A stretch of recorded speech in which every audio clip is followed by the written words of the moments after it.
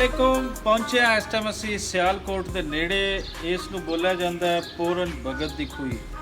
ये किस्सा कादर यार ने लिखा और एक तारीखी हवाला जिथे अज असी पहुंचे हैं। साडे नाल प्रोफैसर तारिक जटाला साहब जिहड़े सियालकोट के ही रहने वाले हैं और असी इन्हां दे शुक्रगुजार हाँ कि सानू इस थां ते इस इतिहासिक जगह ते लैके आए हैं।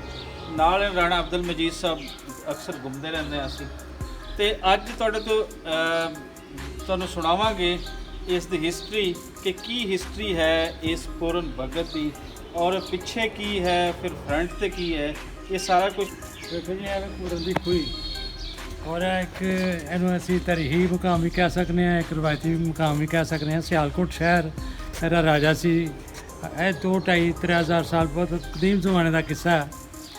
तो ओरियां 2 बीवियां सन, एक किचरा सी ते एक दा नाम लूना सी। ओहदा पुत्र सी पूरन भगत। तो किस्सा कहानी तो बहुत तवील है, मुख्तसर मैं दसांगा कि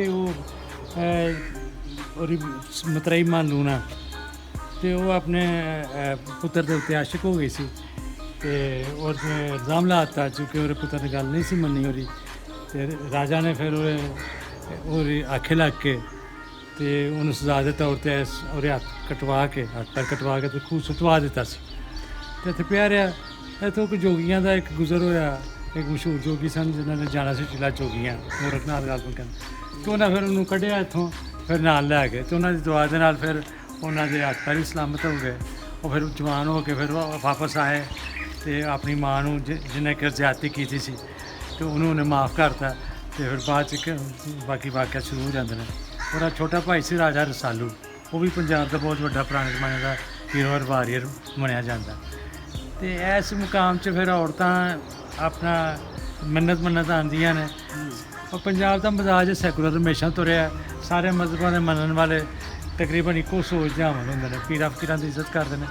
तो इत्थे हिंदू मुस्लिम एक सिख वगैरह औरतां आके तो इत्थे बच्चे वास्ते मन्नत मनदियां ने, अपना अपना कीता होंदा। तो इस खूह के पानी के नाल फिर इत्थे नहांदियां ने। ओह वेखो दीवार के नाल पुरानी तरह के निशाने बने हैं। पानी हाली भी खूह दे विच मौजूद है। असीं ਇਹ ਬੋਕੇ ਦੇ ਨਾਲ ਬੋਕਾ ਸੁੱਟ ਕੇ ਫਿਰ ਤਰਫੀ ਦੇ ਨਾਲ ਪਾਣੀ ਕੱਢ ਕੇ ਤੁਹਾਨੂੰ ਦਿਖਾਉਂਦੇ ਹਾਂ। ਖੂਹ ਵੀ ਦਿਖਾਓ ਜੀ, ਖੂਹ ਵੀ ਆ ਕੇ ਦਾ ਤੁਸੀਂ ਵੇਖੋ।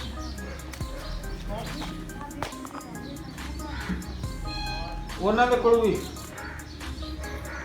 ਫਿਰ ਉਹ ਮਾਂ ਜੀ ਬੈਠੇ ਨੇ, ਉਹਨਾਂ ਤੋਂ ਵੀ ਪੁੱਛਾਂਗੇ।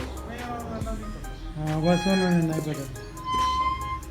ਤੇ ऐसे पूरन भगत की हिस्टरी के बारे च मतलब है कि एक किरदार बड़ा मशहूर इतने फिल्मां भी बनिया, ड्रामे भी। कादर यार, हाँ कादर यार बड़े मशहूर पंजाबी शायर, उन्होंने ऐरा किस्सा लिखा और किस्सा गाया भी जाता।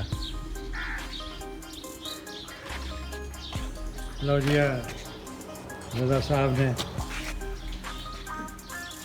लज पई पर पी तो मैं तेरी मैं लज पालां दे लड़ लगी।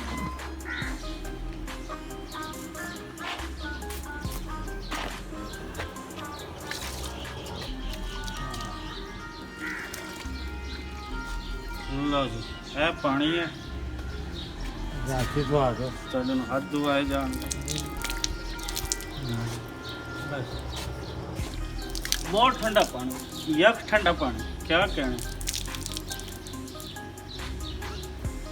अच्छा यह मंदिर है, मंदिर के बारे भी कुछ दसो। मंदिर का ज़ाहिर कि उन्होंने अपना इबादतगाह के तौर पर बनाया था, छोटा जिहा मंदिर है लेकिन है कि एग्जिस्ट करता और एक यादगार है। मैं समझना कि ਇਹੋ ਜਿਹੀਆਂ ਚੀਜ਼ਾਂ ਜਿਹੜੀਆਂ ਨੇ ਪਾਕਿਸਤਾਨ ਦੇ ਵਿੱਚ ਜਿਨ੍ਹਾਂ ਦਾ ਤਲਕ ਮੁਤਾਬ ਨਾਲ ਇਹਨਾਂ ਨੂੰ ਜੇ ਰੈਨੋਵੇਟ ਕੀਤਾ ਜਾਏ, ਇਹਨਾਂ ਦੀ ਹਾਲਤ ਬਿਹਤਰ ਬਣਾਈ ਜਾਏ ਤੇ ਮਜ਼ਹਬੀ ਸਿਆਹਤ ਨੂੰ ਫਰੋਗ ਦਿੱਤਾ ਜਾ ਸਕਦਾ। ਤੇ ਪੂਰਨ ਭਗਤ ਬਹੁਤ ਵੱਡਾ ਨਾਂ ਪੰਜਾਬ ਦਾ। ਫਿਰ